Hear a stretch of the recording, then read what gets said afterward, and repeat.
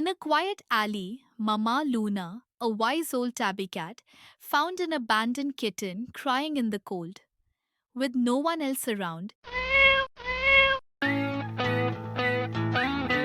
she took the tiny furball under her paw. She fed her scraps, groomed her gently,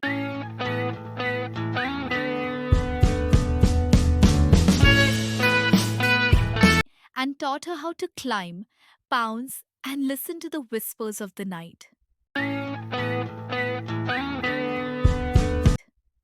Though life was hard, Mama Luna never let her little one feel alone.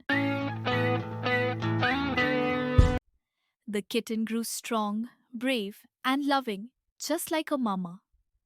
Every night they curled up together under the stars, proving that family isn't always by blood, but by love and courage.